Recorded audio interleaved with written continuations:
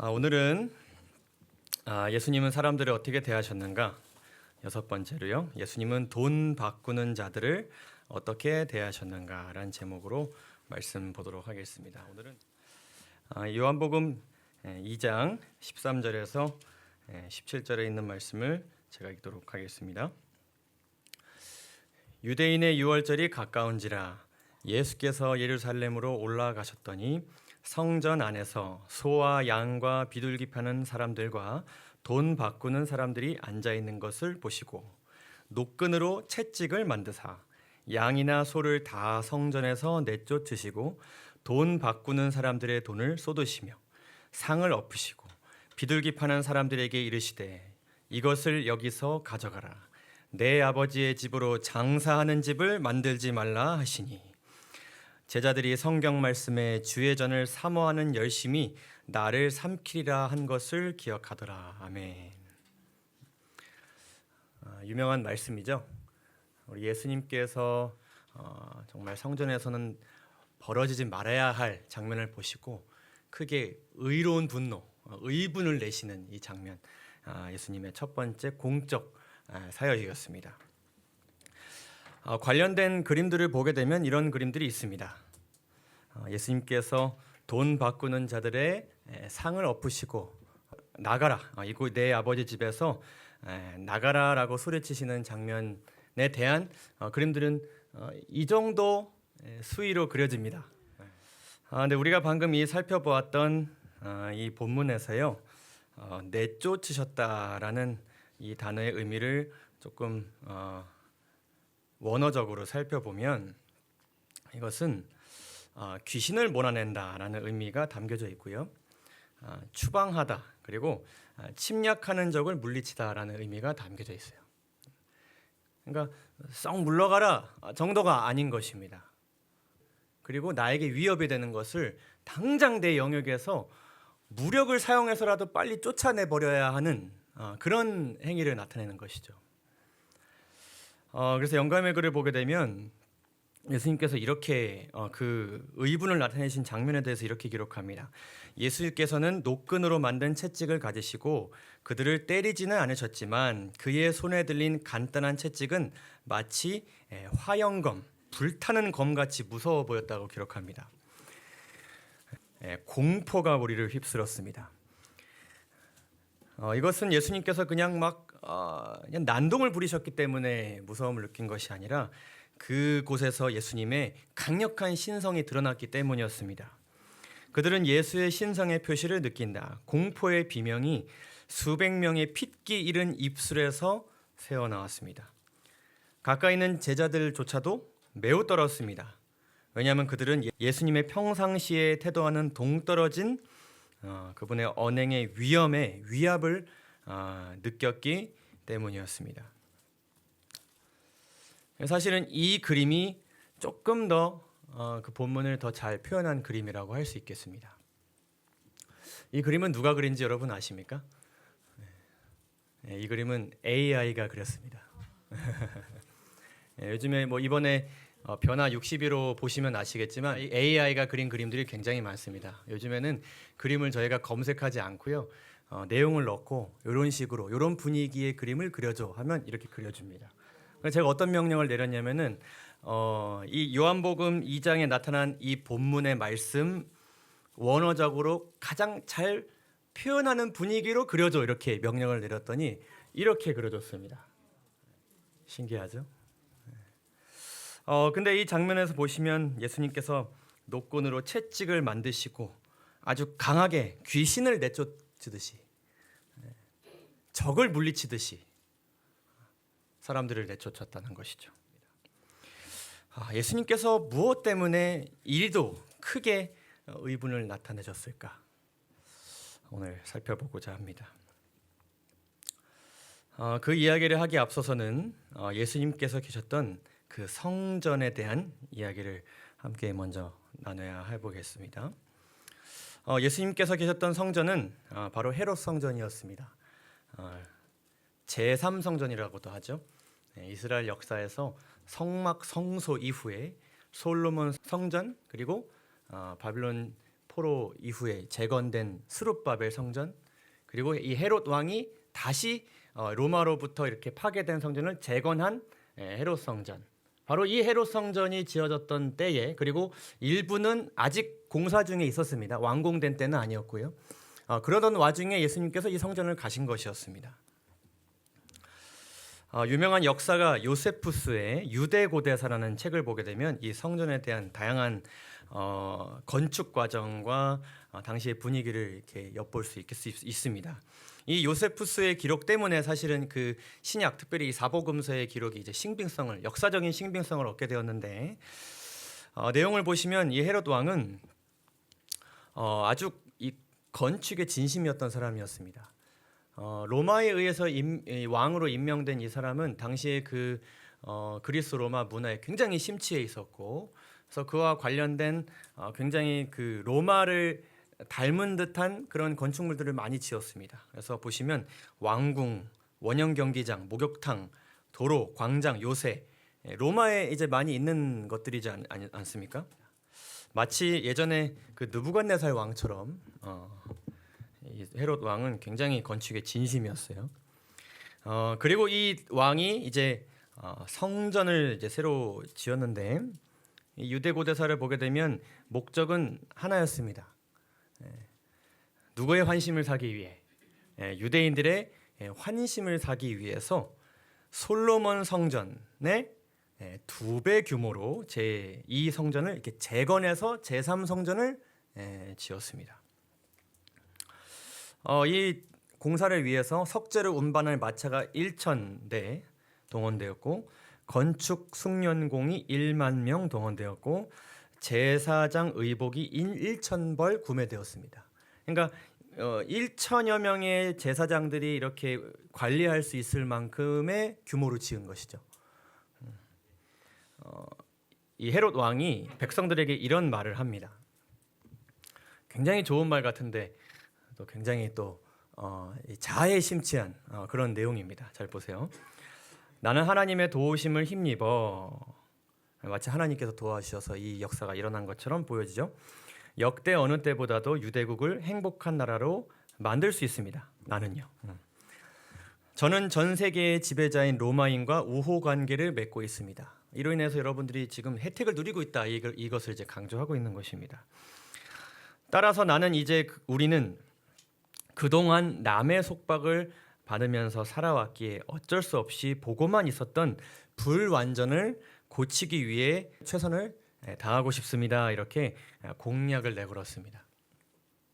남의 속박을 받으면서 겪을 수밖에 없었던 불완전, 그 나라가 하나님의 법에 의해 통치되었던 나라일지라도 그는 그것이 불완전하다고 고백하면서 내가 완전한 왕국을 만들어주겠다고 주장하면서 백성들의 환심을 샀고, 그러면서 이 도시의 몇십 %를 차지하는 굉장한 성전을 짓게 됩니다. 이제 이 성전은 여러분 잘 아시다시피 이제 로마에 의해 다 파괴됐기 때문에 이건 모형입니다. 실제 크기는 아니고요.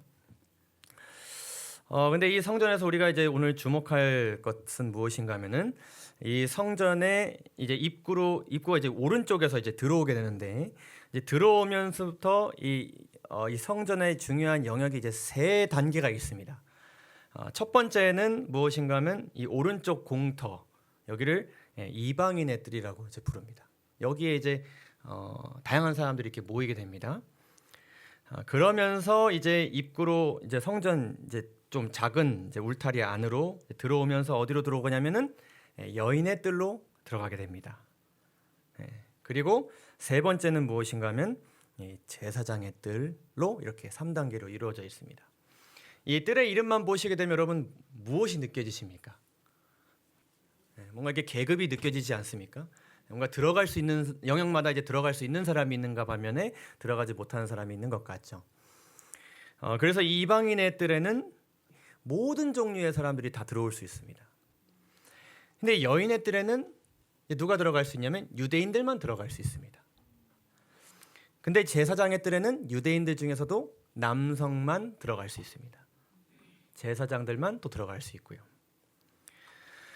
그래서 여기 이제 화살표를 보시게 되면 여인의 뜰과 제사장의 뜰로 올라가는 이 계단이 있지 않습니까? 거기에 이제 벽에 이런 글이 있는데 이것은 뭐 안내문이 아니라 경고문이었습니다. 경고문에 이렇게 기록되어 있었습니다. 이방인은 안쪽 뜰과 성소 주변의 난간 주변으로 들어올 수 없다. 들어오다가 잡히는 모든 이방인들은 죽음을 면치 못할 것이다. 안에 들어오지 못할 뿐만 아니라 어디까지요? 난간 주변에도 가까이 접근하지 못했습니다. 우리가 이제 이 이방인들과 유대인들의 관계는 굉장히 안 좋았다는 걸 우리가 잘 알고 있죠. 뭐 아무래도 이제 이 우상 숭배를 하는 사람들과 하나님을 믿는 백성들 간의 관계는 뭐 불보듯 뻔한 일이었습니다. 근데 특별히 이 성전과 관련해서 이방인들은 어떻게 보면 더 가까이 하기에 어려운 어떤 관계 가운데 있었겠습니다. 어쨌든 성소라는 곳은 성전이라는 곳은 이스라엘에서 가장 성스러운 곳이고 이방인들은 가장 이스라엘 백성들 입장에서는 가장 경계해야 될 존재들이었는데 이 관계가 어떻게 공존할 수 있었을까? 가까이는 할 수 있었을까? 이렇게 생각하실 수 있겠습니다. 근데 지난 성전의 역사를 보게 되면 이 이방인들은 성전의 역사와 항상 같이 갔었습니다. 항상 공존했고요. 가까이 있었고 항상 이 성전과 관련된 일들과 함께 동참했었습니다. 역대하 2장을 보게 되면 이 솔로몬 성전을 지을 때의 이야기가 나오는데요. 이렇게 기록합니다. 전에 솔로몬의 아버지 다윗이 이스라엘 땅에 사는 이방 사람들을 조사하였더니 이제 솔로몬이 다시 조사함에 모두 15만 3,600명의 이방인들이 이스라엘 땅에 살고 있었습니다. 자, 그 중에서 7만 명은 짐꾼이 되게 하였고 8만 명은 산에서 벌목하게 하였고 3,600명은 감독으로 삼아 꽤 중요한 역할을 맡겼죠. 백성들에게 일을 시키게 하였더라. 그러니까 백성들을 위해서 일도 했지만은 백성들에게 일을 시키는 일을 누구에게 맡겼어요? 이스라엘에 사는 이방인들에게 맡겼어요. 나중에 이 성전이 다 지어진 다음에 솔로몬이 하나님께 이렇게 찬양하는 장면이 나옵니다. 거기에 이렇게 기록해요.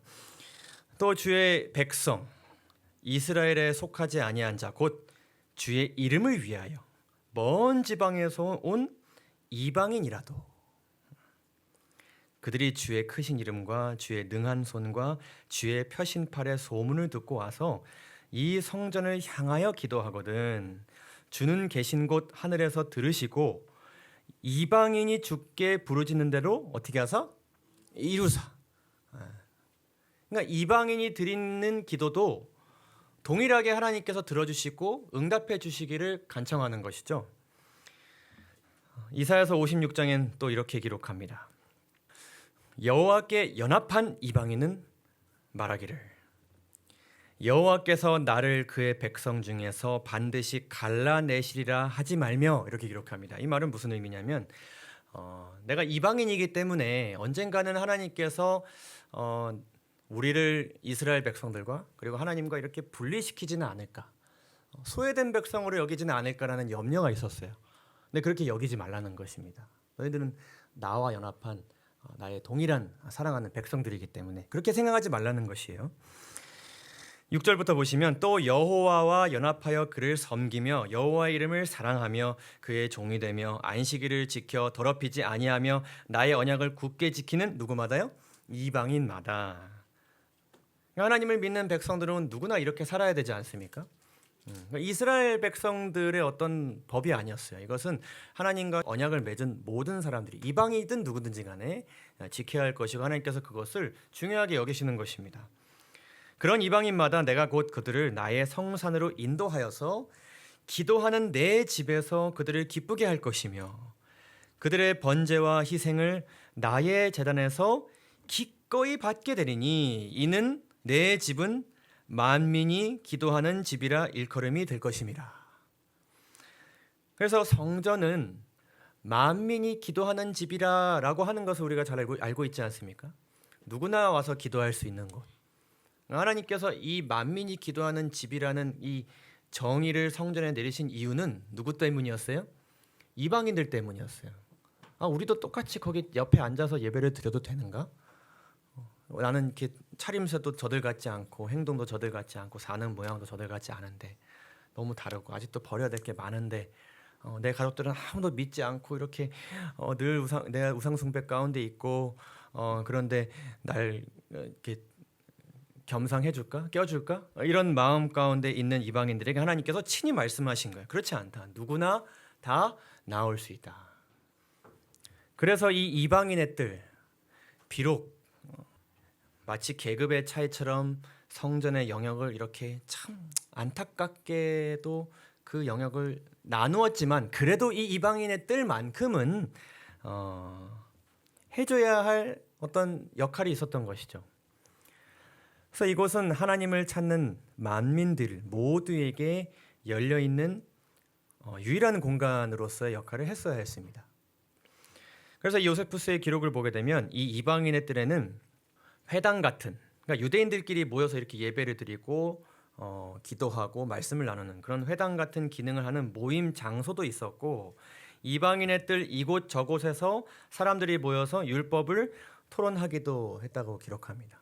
그러니까 이방인의 뜰이 지어진 목적이 있고 그 나름의 역할을 이제 하고 있었던 것이죠. 그래서 이 그림에서처럼 사람들이 이렇게 옹기종기 모여서 받은 하나님의 은혜에 대해서 이야기하고 성도의 기도를 나누는 것인데 그것은 그냥 친하고 가깝고 익숙한 사람들끼리 나눈 것이 아니라 헬라에서 온 사람, 로마에서 온 사람, 가난한 사람, 부자 사람 이런 사람들이 그냥 옹기종기 모여서 하나님의 은혜를 나누는 것이죠.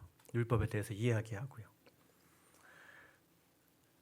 근데 그런 분위기였어야 하는 이 장소에 지금 누가 자리를 차지하고 있어요? 소와 양과 비둘기 파는 사람들과 돈 바꾸는 사람들이 자리를 다 차지하고 있었던 것입니다. 근데 여기서 이제 요한복음 2장에서 성전 안에서 이 사람들이 있었다고 기록하는데 이렇게 소위 이제 잡다한 사람들이 자유롭게 이렇게 앉아 있을 수 있는 공간은 성전 안에서 이 이방인의 뜰 말고는 없었습니다. 그래서 재림교회 주석도 이곳은 밭갓뜰 곧 이방인의 뜰이었다고 기억하고 영감의 글도 성전 바깥 뜰에서 짐승들이 거래되었다고 이렇게 기록해요. 근데 사람들이 그 돈을 바꾸는 자들과 물건을 파는 사람들이 그 자리를 차지하고 있었던 이유는 이러했습니다. 6월절 절기 동안 예루살렘에는 팔레스틴 각처와 심지어 먼 외국에서 온 수많은 사람들이 모여들었습니다. 이들이 무엇을 위해서 이곳에 왔겠습니까?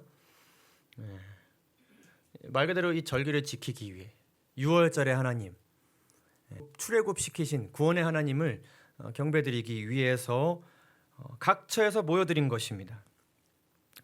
그래서 성전들에는 혼잡한 군중으로 가득 찼습니다. 근데 문제가 있었는데 이 많은 사람들이 한 크신 희생 제물 되시는 그리스도를 예표하기 위하여 바칠 제물들을 가져올 수가 없었다.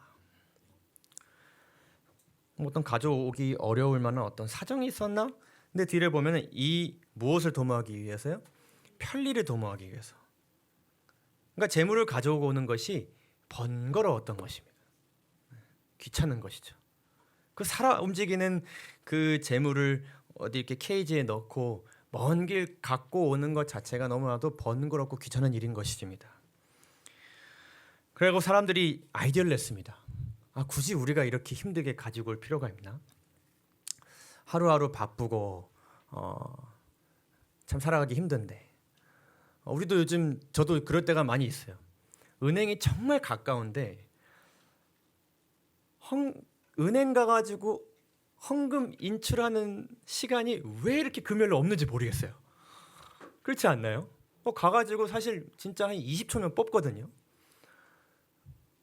근데 하다 보면 해가 져 있어요.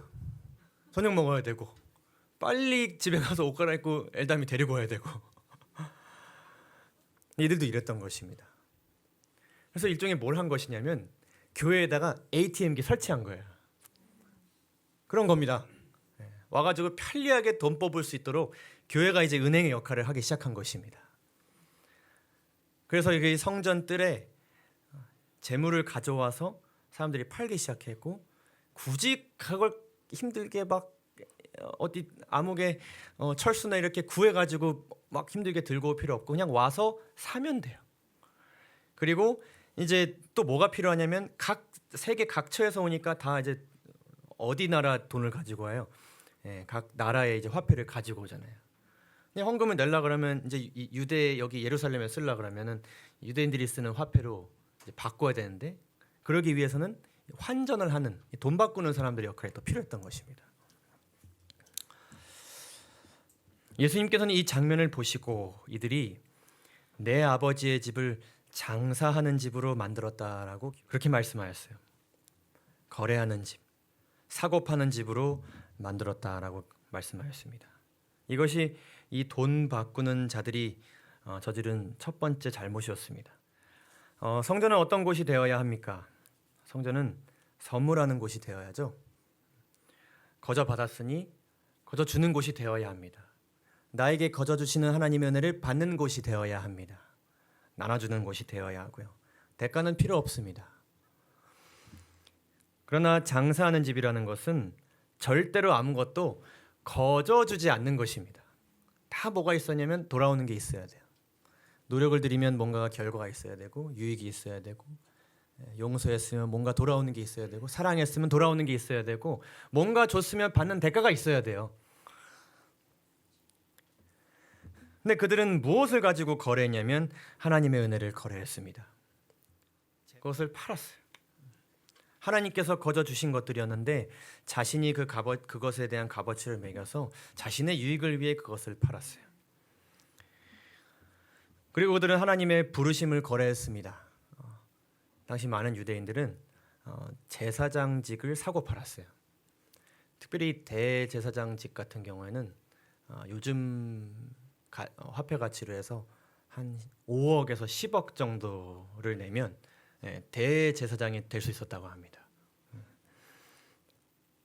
그러니까 내가 가지고 싶은 그 직분을 돈을 주고 샀어요. 하나님께서 부르셔야 되는 그 직분을 내가 가지고 싶어서 내가 그것을 소유하고자 했던 것이죠. 결국에는 나의 노력으로 주고 내가 원하는 것을 주고 얻는 곳이 되어버린 것이죠.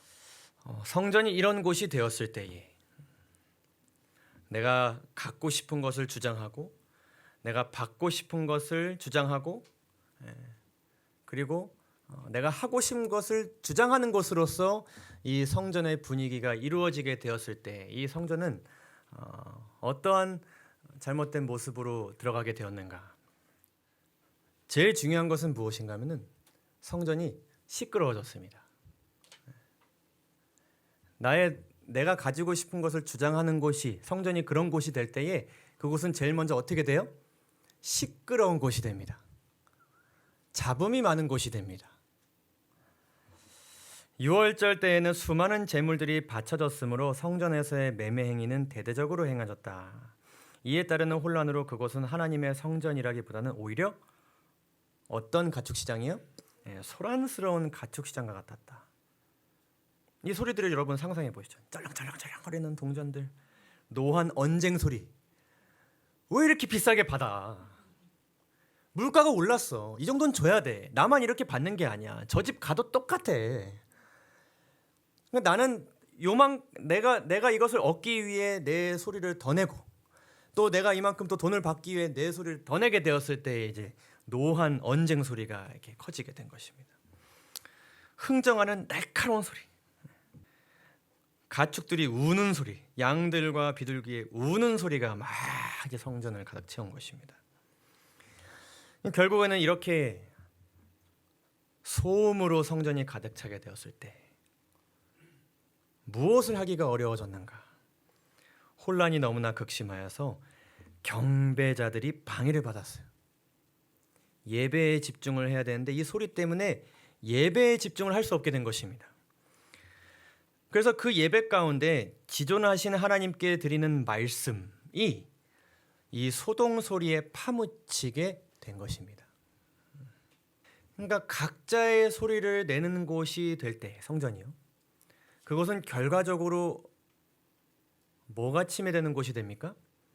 예배가 침해되는 곳이 됩니다. 그 가운데서 하나님께서 너희들 그것을 멈춰야 되고 그만해야 되고 내가 하는 이 말씀에 집중해야 되는 그 말씀이 백성들의 그 경배자들의 귀에 들어가야 되는데 이 소음 때문에 이게 들리지가 않게 되는 것입니다. 여러분 이런 아파트에 사신 적 있으십니까? 아파트에 사는 사람 모든 사람들이 각자 내고 싶은 소리를 다 내고 살아간다고 생각해 보십시오. 저는 제가 사는 그 사택이 그 층간 소음이 별로 없는 곳이어서 정말 하나님께 감사드립니다. 근데 하나가 있어요. 저희 아랫집에 사는 분이 가끔씩 출장을 가세요. 가끔씩 출장을 가시는데 그 아침에 그 이제 알람을 울리는 그 이제 핸드폰이 하나 있는 것 같아요. 근데 그것을 안 가져가시는 것 같아요. 근데 이게 진동이 울리는데 저는 진동 소리가 그렇게 큰 층간 소음이 된다는 것을 처음 경험해봤습니다. 뭐 자주는 아닌데 지금 한 3번 정도 경험했는데 그 아침 7시에 이거를 1시간 동안 이게 안 멈춰요. 잠 다 깨는 거죠. 이런 소리도 잠에 집중할 수가 없는 것입니다. 제가 헤드셋을 끼고 이렇게 다 해도 한번 이 꽂히는 이 작은 소리가 이 잠에 집중할 수 없게끔 충분한 그런 층간 소음이 되는 것이죠. 우리가 함께 하나님께 경배드리는 이 교회라는 성전도 우리 모두가 내가 각자 내고 싶은 소리를 내게 된다면요. 나에게는 중요한 것이기 때문에 내 소리를 내겠죠. 뭔가 얻고 싶은 게 있고 또 뭔가 이렇게 주장하고 싶은 게 있으니까. 근데 각자의 소리가 점점 커지고 그것이 소음이 되고 부딪힘이 되고 이렇게 되면은 그걸로 인해서 소리를 내는 사람들의 마음이 상하는 것도 있겠지만 결과적으로 이 성전이 해야 할 가장 중요한 역할, 하나님께 경배드리는 그 예배가 방해될 수 있다는 것을 우리가 꼭 기억하게 되기를 간절히 바랍니다. 그 순간 그 공간에서 하나님의 말씀이 들려져야 되는데 우리가 내는 소리로 인해서 그 말씀의 소리가 파묻힐 수 있다는 것을 우리 모두 기억하게 되기를 간절히 바라요. 그래서 예수님께서는 이 떠들썩한 군중들을 내쫓으셔야 했습니다. 그래서 예수님께서 이들을 내쫓으신 다음에 벌어진 첫 번째 평화는 무엇인가 하면은 고요함이었어요. 조용해진 것입니다. 성전들에는 부정한 거래가 없어지고 무거운 침묵과 엄숙함, 하나님께서 좌정하시기 때문에 거룩하여진 그 성전의 공간이 원래 그랬어야 하는 그런 분위기로 이 성전이 들어간 것입니다. 엄숙하고 아무도 함부로 내 소리를 내지 못하는 그 웅장함, 그 분위기에 이제 남은 사람들이 압도되어서 온전히 예배에 집중할 수 있는 그런 분위기가 된 것이죠. 이어서 이 돈을 바꾸는 자들, 물건을 사고 파는 자들이 두 번째로 성전을 잘못 변제시켰는데 그 내용에 대해서 좀 살펴보겠습니다. 이들이 이 2월절에 지금까지 한 일만 계속 하는 것만으로도 굉장히 이 성전의 분위기를 해치는 것인데 그들의 죄는 거기서 그치지 않았어요. 이 돈을 바꾸는 일이 정당하게 이루어지지 않기 시작했습니다. 사기와 부정 취득을 할 수 있는 기회를 그들에게 주었습니다. 수치스러운 거래로 이 거래가 발전되었고 이것은 이 제사장들의 수익이 되었습니다. 상인들은 동물들을 팔 때에 엄청난 가격을 요구하기 시작합니다. 제사장들과 관원들과 이익금을 그리고 나눠 가졌습니다. 그들은 이와 같이 백성들의 희생을 치부하였다. 그들은 왜 그렇게 했을까요? 경배자들은 만일 그들이 제물을 바치지 않으면 하나님의 축복이 자녀들과 토지에 임하지 않을 것이라고 믿도록 가르침을 받아왔기 때문이었습니다. 그러니까 이 제물을 사는 것은 무엇과 연관이 되어 있어요? 하나님과 나의 관계와 관련이 되어 있어요. 그래서 이 재물을 사서 하나님께 바쳐 드려야 하나님께서 나를 좀 어여삐 봐주실 텐데 이게 계속 가격을 올리는 거예요. 살 수 없는 가격이 되었지만은 이것보다 하나님과의 관계가 더 중요하기 때문에, 예배드리는 것이 중요하기 때문에, 이것은 나의 운명과 내 삶과 관련이 있기 때문에 사지 않을 수가 없는 그 심리를 이용한 것입니다. 그래서 그들은 이와 같이 하여서 비싼 가격에 동물들을 팔 수 있었다. 왜냐하면 백성들은 그들이 하려고 왔던 그 헌신의 행위, 그 경배의 행위를 이행함 없이, 재물을 바치는 것 없이 가정으로 돌아가는 것은 너무나도 스스로에게도 수치스러운 일이고 하나님께도 죄송한 일이고 너무나도 이 모든 것 자체가 헛걸음이 되는 것입니다. 그러니까 절대로 이렇게 적당하게 살 수 없는 가경임에도 불구하고 막 내가 가지고 오는 물건을 더 얹어서라도 그 재물을 살 수밖에 없었던 것이죠. 그래서 그들은 이 성전을 두 번째로 어떻게 만들었냐면은 강도의 소굴로 만들었습니다. 성전은 어떤 곳이 되어야 합니까? 이곳은 아무런 조건 없이 보호받고 체험받아야 되는 곳입니다. 그러나 그곳에는 강도들이 많이 있었습니다. 내 유익을 추구하고자 하는 사람들이 많이 있었던 것입니다. 내가 더 갖고자 하고, 내가 더 인정받고자 하고, 내가 더 큰 유익을 취하고자 하였습니다.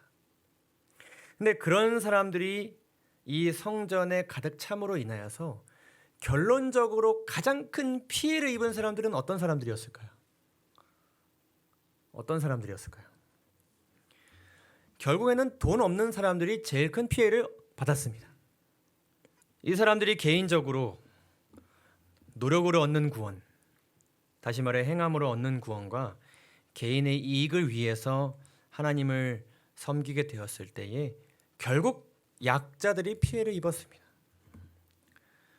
이 절기에는 각계 계층의 사람들이 다 모였습니다. 거기에는 고통당하는 자들, 곤핍과 비탄에 잠겨있는 자들이 포함되어 있었습니다. 소경과 전림발이와 벙어리가 있었습니다. 어떤 이들은 들것에 실려서 왔습니다. 유월절이기 때문에 내가 움직일 수 없어서 그동안 교회에 안 나왔을지라도 유월절만큼은 가야 돼요. 무슨 수를 썰어서라도 가야 돼요. 중요한 집회이기 때문에 이날만큼은 내가 하나님 앞에 내 모습을 보여드려야 하기 때문에, 그래야 내가 조금이라도 나음을 받지 않을까라는 희망이 있었기 때문에 그들은 어떻게 해서든 나왔어요. 근데 비둘기 가격표를 딱 봤는데 얼마예요? 500만 원 막 이래요. 내 수중에 지금 10,000원도 없는데. 너무 가난하여 심지어 자기의 허기진 배를 채울 양식조차 사지 못하는 사람들이 있었어요. 그러나 이 사람들은 제사장들의 말을 듣고 크게 괴로워하였습니다. 가난한 이들과 병자들과 죽게 된 이들이 은총받기를 간구했으나, 제사장님, 내 사정 봐서라도 좀 몇 개만 좀 이렇게 좀 베풀어 주실 수 없을까요? 이렇게 간청했습니다. 그러나 그 모든 것들은 헛된 일이었다. 그들의 고통도 제사장들의 마음속에 연민의 정을 일으키지 못했다. 안타까웠죠. 이 이방인들의 시장 원리가 있습니다. 단순히 이 가난한 자들이 체험받지 못해서, 그냥 그저 필요가 체험받지 못해서 어려워졌다. 우리가 가난한 자들에 대해서 생각해 볼 때 이 정도 생각할 수 있지 않습니까? 우리가 도와주지 않으면 그들이 어려움에서 건져짐을 얻지 못한다. 밥을 못 먹는 사람에게 밥을 제공하지 못하면 않으면 밥을 먹지 못한다. 우리가 이렇게 단순하게 가난한 자들에 대해서 이렇게 생각하는 경우가 있을 수 있습니다. 근데 이것은 굉장히 심각한 문제였어요. 왜냐하면은 잘 보세요. 여러분, 희생제물이 있어야 하나님께 경배를 드릴 수가 있습니다. 그런데 희생제물은 어떻게 해야 됩니까? 구매해야 합니다. 근데 문제는 물가가 계속 오르고 있어요. 다시 말해 돈이 있어야 하나님께 경배드릴 자격을 갖출 수가 있습니다. 다시 말해 구원과 용서는 무엇을 주고 사는 것이에요? 돈을 지불하고 사는 것입니다. 그래서 가진 것에 따라서 개인의 운명이 달라지는 것입니다. 많이 가지고 있으면 구원을 얻는 것이고요. 가지지 못하면 구원을 얻지 못하는 것입니다. 그러니까 개인의 영원한 운명이 뭐에 의해서 결정되는 것으로 인식될 수 있었어요? 가진 것으로 달라질 수 있다는 것으로 인식되고 있었습니다. 이 당시에는. 그러니까 사람이 뭘 해야 돼요? 무슨 수를 써서라도 더 가져야 돼요. 그러니까 어떻게 해서든 하나님께 더 진실된 마음으로 경배드릴 것인가가 중요한 게 아니고 무슨 수를 써서라도 지금보다 더 어떻게 해야 돼요? 가져야 돼요. 빼앗아야 돼요. 소유해야 돼요. 그러니까 사람들이 다 거기에 혈안이 되어 있는 것입니다. 가지지 못하면 경배를 드릴 수가 없기 때문에, 구원을 받지 못하기 때문에, 내 죄에 대해서 용서를 받지 못하기 때문에.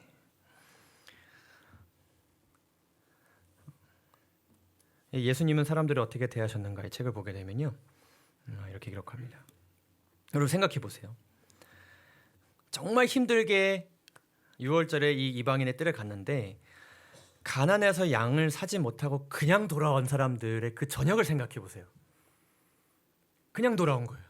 내가 죄도 있고 또 내 삶에 고백할 것들이 있는데 거기에 대해서 하나님 앞에 나아가서 용서를 구하지 못하고 돌아온 거예요. 그런 사람들은 밤잠을 못 이루며 자신이 과연 영원한 왕국에 들어갈 수 있을지 궁금해했을 것입니다. 얼마나 괴로운 밤을 보냈을까요? 반대로 부자들은 좋은 재물을 사서 드림으로 인하여서 무엇을 가졌어요? 구원의 확신을 가졌어요. 이게 중요한 것입니다. 그냥 가졌기 때문에 뭐 교만해서 뭐 더 욕심 부리고 뭐 이런 1차원적인 것이 문제가 아니라 그들 마음 가운데는 구원의 확신이 있었어요. 하지만 그것은 자신이 만들어낸 거짓 확신이었습니다. 그래서 이 부자들이 당시 예수님께서 계속 부자들에게 그 요청했던 것처럼 자기 가진 것을 팔아서 이 가난한 자들을 돕지 않는 그 행위가 단지 그 행위 때문에 이들이 무관심해지고 소외되고 그냥 필요를 얻지 못한다의 정도의 문제이기 때문에 예수님께서 그렇게 이 부분을 많이 강조하신 게 아니었습니다. 결론적으로 이 성전의 도둑들은 돈을 훔친 것이 아니었습니다. 하나님에게서는 영광을 훔친 것이었습니다. 하나님의 이름이 높여질 것을 이들이 가로막은 것입니다. 사람들에게서는 평화를 빼앗은 것입니다. 베풀어줘서 이 사람이 비싸서 사지 못하는 그것을 이 부자의 어떤 연민으로 인해 소유하게 되어서 예배를 드리게 되었다면 평화로운 가운데 있었을 것입니다. 그리고 이들은 능력 없는 자들에게 무엇을 훔치고 있었습니까? 확신을 훔치고 있었습니다. 하나님은 나를 사랑하신다. 하나님은 나를 늘 눈동자와 같이 지켜 보호하신다. 나와 끝까지 함께 하신다. 나를 위해 목숨을 바치셨다. 나를 위해 일하신다. 이 모든 하나님의 품성에 대한 확신을 이들이 빼앗은 것입니다. 아닐 수도 있겠구나. 나 같은 사람은 버려지겠구나. 이런 생각을 할 수 있었고 그렇게 하고 있는 사람들이 많았기 때문에 예수님께서는 그들을 빨리 이곳에서 쫓아내셔야 했습니다. 만약 제사장들이 말씀에 순종했다면, 그들이 거저 베풀었다면, 그들의 동정과 연민으로 인해서 가난한 자들이 희생제물을 구할 수 있었다면 어떻게 되었을까요? 여러분, 우리가 하나님의 말씀에 따라서 하나님께서 그 모든 풍성한 은혜를 나에게 거저 주신 대로 사람에게 선행을 베푸는 그 행위 자체가 우리가 생각하는 것보다 훨씬 많이 중요한 것은 그것이 단순히 누군가의 일단은 필요를 채워주는 그런 기능도 필요한 것이겠지만은 이 작은 선행으로 인해서 내가 믿는 하나님의 품성과 그분의 나라가 드러나는 것입니다. 아, 그분은 정말 사랑이시구나. 아, 이 사람이 나를 이렇게 이해해주고 나의 필요를 채워주는데 이 사람이 믿는 하나님은 이런 분이시구나. 그리고 이런 분이 통치하시는 나라는 그런 나라겠구나가 드러나는 것입니다.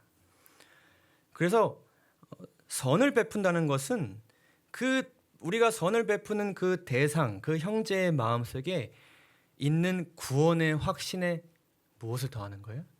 확신을 더하는 것입니다. 이것이 우리에게 선을 행하는 데 있어서 더 큰 동기가 되기를 간절히 소망합니다.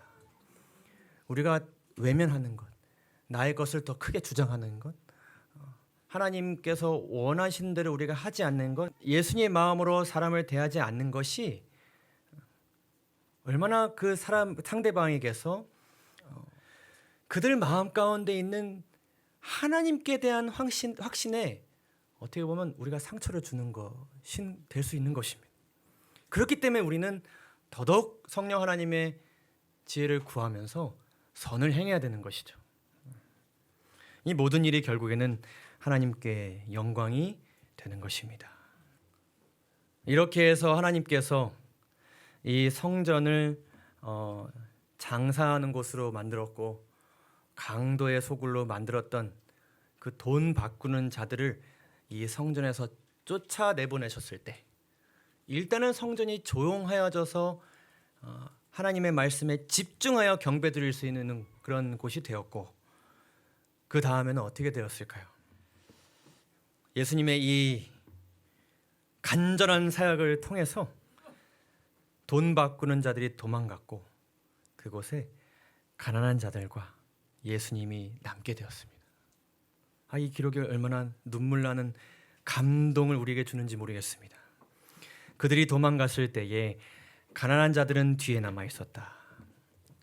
이제 그들은 자신을 정죄하고 동정을 베푸지 않은 그 사람들이 아닌 사랑과 긍휼이 표현된 예수의 얼굴을 바라보고 있었다. 예수께서는 눈물 어린 눈으로 자신의 주위에서 떨고 있는 자들에게 두려워하지 말라. 내가 너희를 건지리니 너희는 나에게 영광을 돌리라. 내가 이 일을 위하여 세상에 왔노라고 말씀하셨다. 아멘. 우리 예수님께서는 구하셔야 했습니다. 건져내셔야 했습니다. 하나님의 말씀에 집중하고 싶고 경배드리고 싶고 마음을 표현하고 싶고 체험받고 싶은 사람들을 건져내셔야 했습니다. 그래서 예수님께서는 정말 한 번도 사람에게 나타내시지 않았던 의분을 이 돈 바꾸는 자들에게 나타내 주신 것이었습니다. 사랑하는 진리의 뿔교회 성도 여러분, 하나님께서 우리에게 이렇게 말씀하였습니다. 너희는 세상의 빛이라. 산 위에 있는 동네가 숨기어지지 못할 것이요 사람이 등불을 켜서 말 아래 두지 아니하고 등경 위에 두나니 이러므로 집안 모든 사람에게 비치느니라. 이같이 너희 빛이 사람 앞에 비치게 하여 그들로 너희 착한 행실을 보고 하늘에 계신 너희 아버지께 영광을 돌리게 하라. 아멘. 우리의 빛은 항상 사람에게 비춰져야 합니다. 우리가 모두 그것을 기억하게 되기를 간절히 바랍니다. 그 빛은 내 생활을 비춰야 하기도 하고 내 습관을 비춰야 되기도 하고 내 하루를 비춰야 되기도 하지만 결국엔 이 빛은 누구를 향해야 돼요? 예수님께서 건져내고 싶은 그 사람을 향해야 된다는 것을 우리 모두 기억하게 되시기를 간절히 바랍니다. 우리가 빛이 되고자 할 때 비록 우리도 모르게 돈 바꾸는 자들과 같이 오늘 하루를 살아갈지라도 예수님께서는 그들을 끝까지 쫓아나가셔서 그들을 심판하지 않으셨습니다. 여전히 그분은 그들을 사랑하셨습니다. 그들을 위해서도 여러분 일하셨습니다. 그 사실 여러분 기억하시면서 우리가 빛으로서 세상에 나아가게 될 때에 그 빛이 사람들에게 전달되고 결국에는 그 모든 것이 하나님께 영광이 되기를 바라는 마음으로 오늘 하루 그리고 우리의 남은 삶을 살게 되기를 간절히 소망합니다. 우리의 성전은 어떤 곳인가요? 어떤 사람들이 가득 차 있는 곳인가요? 우리 교회는 하나님의 말씀으로 인하여서 잠잠하고 서로 사랑함으로 인하여서 각자의 마음 가운데 있는 구원의 확신이 더해지는 그런 성전이 되기를 간절히 소망하면서 오늘 말씀을 마치겠습니다. 감사합니다.